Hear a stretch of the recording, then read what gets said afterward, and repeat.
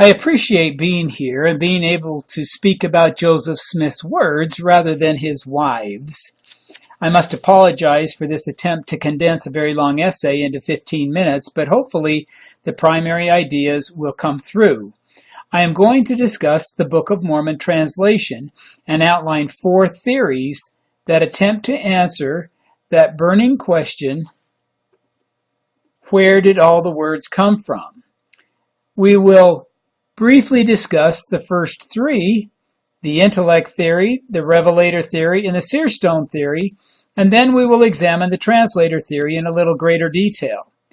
The intellect theory is not really a translation theory because it posits that the words came exclusively from Joseph Smith's intellect.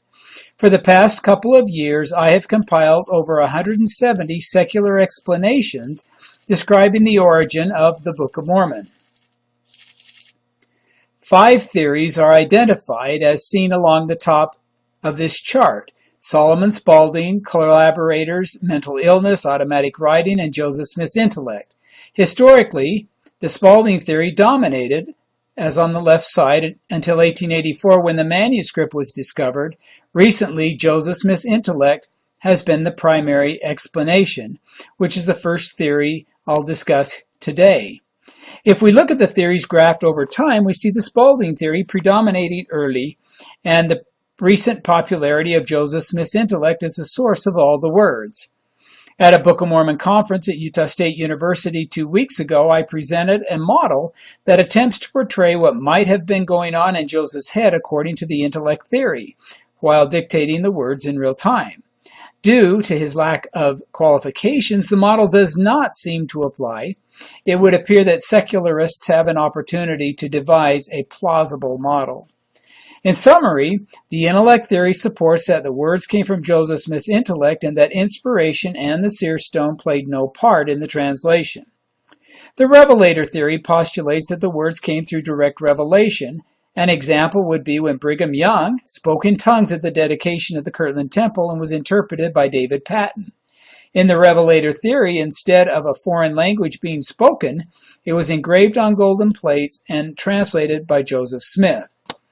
The revelator theory attributes all of the words to the revelation and posits that Joseph Smith's intellect and the seer stone were not directly involved with the translation.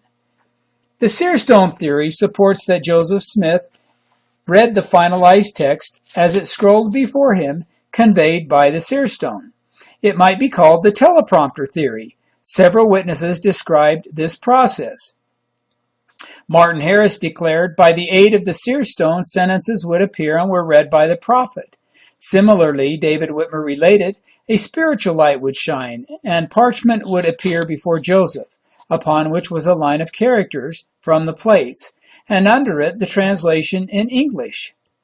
The seer stone theory holds that Joseph's intellect did nothing more than read the words, and revelation was not directly involved.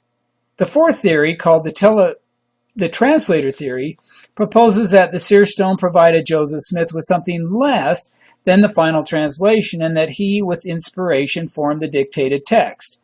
By placing the first 3 theories at the corners of a triangle, we observe that all points inside the triangle represent some form of the translator theory, but differ in how much each element is presumed to have contributed.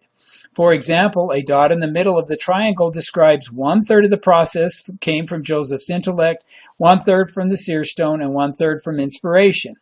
We've already seen how secular theories locate the dot at the top, and David Whitmer and Martin Harris at the lower right corner. One example of the translator theory that accommodates the teleprompter seer stone theory focuses upon a detail mentioned by David Whitmer in all of his accounts. David consistently recalled that Joseph saw Egyptian characters with the English translation appearing beneath. But why would Joseph have needed to see the engravings at all? One possible interpretation is that the English translation Joseph viewed beneath the hieroglyphic character was not the finalized version. Here are 3 translations of the Spanish statement "Como se llama?" The first 2 are more literal and more difficult to understand. One version of the translator theory posits that Joseph saw the Egyptian characters and the translation he received was actually lexiconal information from the seer stone for each one. He was then tasked with personally polishing the dictated English. This could harmonize some of the available statements. The teleprompter seer stone theory has potential weaknesses. 1. Joseph's willingness to make changes in later printings supports that he may have chosen the original words himself. 2. Some grammar seems more consistent with Joseph's colloquial phrasing.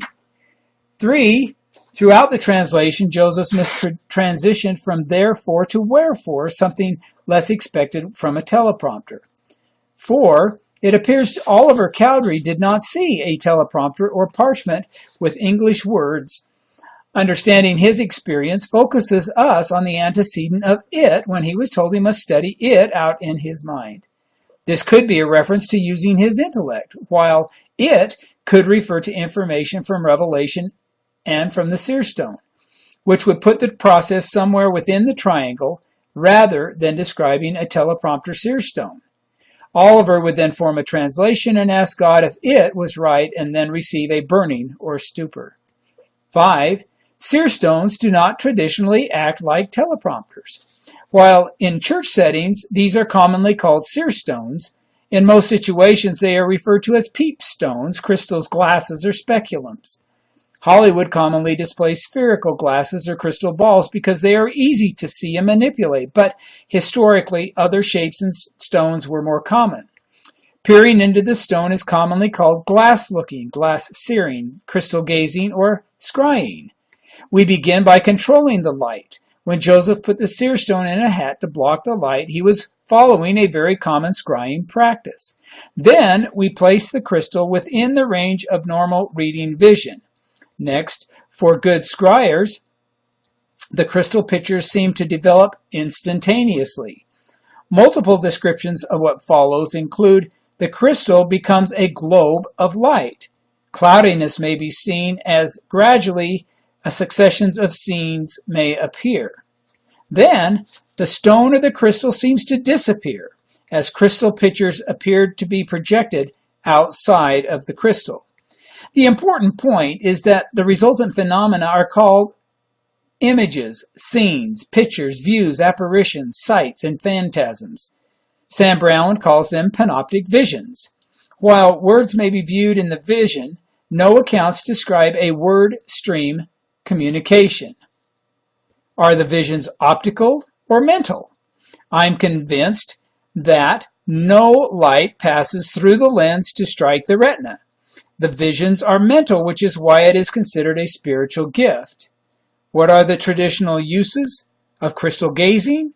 Seeing faraway places, finding lost or stolen articles, finding missing persons or animals, seeing the past, and fortune-telling. Initially, these are the things Joseph Smith apparently did with his seer stone. 6. At the 1826 trial, he reportedly said he had a certain stone which he had occasionally looked at to determine where hidden treasures in the bowels of the earth were, that he professed to tell in this manner where gold mines were a distance underground. At Palmyra, he had frequently ascertained in that way where lost property was of various kinds. If we look at the timeline, Joseph used his seer stones in a traditional fashion until September 22, 1827, when Moroni told him to stop digging. Then he received the Nephite interpreters or spectacles, but did he use them to translate? The answer is no. The translation project was not then begun. Instead, he applied his previous scrying skills with the spectacles to gain information like the gold plates were safe or Emma was approaching. After a few months, the spectacles were used to begin the formal translation.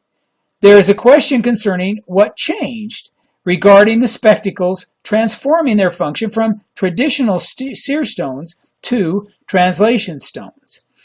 When Joseph first received the spectacles, it appears they displayed information that Joseph had to mentally process in order to fully understand, thus placing him in this part of the translation theory triangle. That is, when he looked into the seer stone to learn that Emma was drawing near, he was not reading English words scrolling in front of his eyes saying, "Emma is approaching." It is possible that the spectacles changed from conveying visions to becoming a teleprompter, but the translator theory posits that the seer stone continued to function in a traditional way by conveying images that require Joseph to study and think before reciting the sentences. Despite these limitations of the teleprompter theory, there are reasons to believe that at times Joseph Smith was actually reading the text he dictated and contributing little or nothing regarding many word choices. These reasons include biblical intertextuality and 19th century religious teachings. For example, how readily could Joseph have chosen to integrate verses from Isaiah 29 into verses from 2 Nephi 26? The work of Grant Hardy, Joe Spencer, Nick Fredericks, and others have identified hundreds of subtle intertextual commonalities. Then, too, is the question about 19th century religious issues. Could Joseph have seamlessly chosen to integrate these elements into the text? Richard Bushman observes, "The problem for me is how the 19th century elements got into the translation. I don't think Joseph Smith knew enough to draw them out of his own mind." Several scholars now suggest that the Book of Mormon, as communicated to Joseph Smith, may not have represented a strict translation of the engravings, but have been upgraded to target the Jew and the Gentile, written or rewritten by the spirit of prophecy and revelation. When asked, is the Book of Mormon English translation a literal translation of what was on the plates, Royal Skousen explained, quote, "No, the blending in of the specific King James phraseology from the New Testament as well as the Old Testament tells us otherwise. The Book of Mormon is a creative translation that involves considerable intervention by the translator." Early on in my work on the text, I speculated about there being a translation committee. Soon thereafter, there were claims on the internet that I thought William Tyndale had been on the committee. I know that others have claimed that the translator was some Nephite prophet such as Moroni. End of quote. Grant Hardy is even more descriptive. Quote, "The English Book of Mormon is too long, too repetitive, and not strange enough to be a strict academic-style translation of whatever was on the gold plates. My best guess is that it was something like the musical Hamilton, which is based on historical characters and events and even draws upon their actual words, but has been brilliantly and gloriously reconfigured to fit a particular literary genre in our own time." In a similar way, the original Nephite record may have been transformed into something that would make sense to and inspire a biblically literate audience in the 19th century America. I suspect that the Book of Mormon may be a rather free, very creative reworking of the original text into a different genre for a different time period. The original authors could have been revising their writings for centuries after their deaths. Richard Bushman seems to agree.